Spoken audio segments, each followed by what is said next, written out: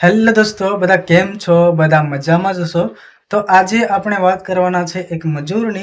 જો કે મને અચાનક મનમાં એવું આવ્યું અને વિડીયો પર વાયરલ થયા છે એના વિશે, તો મને એવું લાગે છે કે આ વાત તમે લોકોને શેર કરવા જેવી છે, તો એટલા માટે હું શેર કરી રહી છું. તમે મજૂર છો, કોઈ જગ્યાએ ભાગ રાખેલ છે 25%, 30% કે ગમે એટલા ટકામાં તમે ભાગ રાખેલ છે, તો વિડીયોને છેલ્લે સુધી જોતા રહેજો.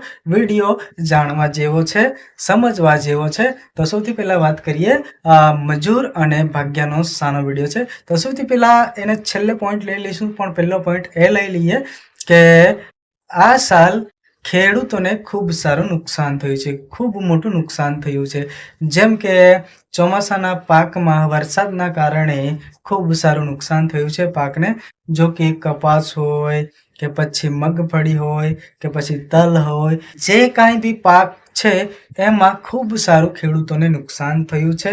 પણ ખેડૂતો માટે નેતાઓ બોલે છે કે આ ખેડૂતોને વરસાદના કારણે ખૂબ સારું નુકસાન થયું છે, તો એમને વળતર મળવું જોઈએ, એવી રીતના નેતાઓ વાત કરે છે અને આગળ જે કાંઈ પ્રોસેસ કરવાનું હશે એ કરે છે. અને પછી ખેડૂતોને વળતર પણ મળી જાય છે.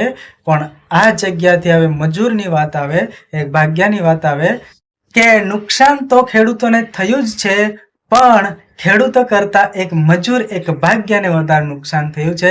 કારણ કે ખેડૂતો તો થોડા ઘણા પૈસા ખર્ચીને ખેતી કામમાં જે બિયારણ લાવવાનું, દવા લાવવાનું હોય એ ભાગ્યને લાઈ આપી દે થોડા ઘણા પૈસા ખર્ચીને, અને ખેડૂતોને તો વળતર મળી પણ જશે અને મળી પણ જાય.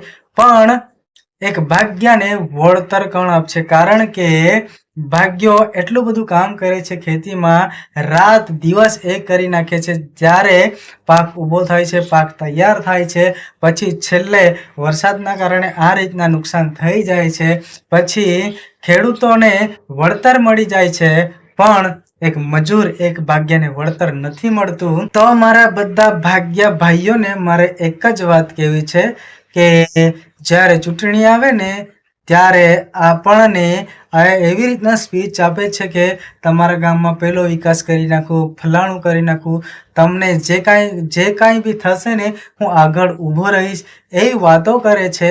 પણ જ્યારે ચૂંટણી પતી જાય ને પછી બધું ભૂલી જાય છે.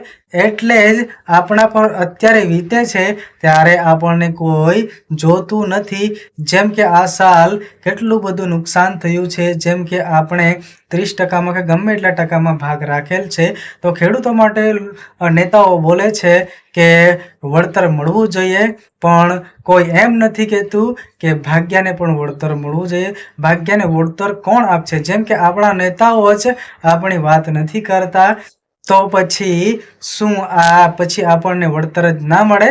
તો મારે બધા ભાઈઓને એક જ વાત કહેવી છે, બધા ભાગ્યોને એક જ વાત કહેવી છે કે આપણા નેતાઓ આપણા માટે કાંઈ બોલે નહીં, આપણે જાતે બોલવું પડશે અને આવેદન આપવું પડશે. આપણે જાતે જ આપણને નુકસાન થયું હોય તો બધા ભેગા મળીને જે કાંઈ આવેદન આપવાનું હોય એ આપવું પડશે. બાકી આપણા માટે નેતાઓ કાંઈ નહીં કરે. તો બસ મારે આટલું જ કહેવું હતું.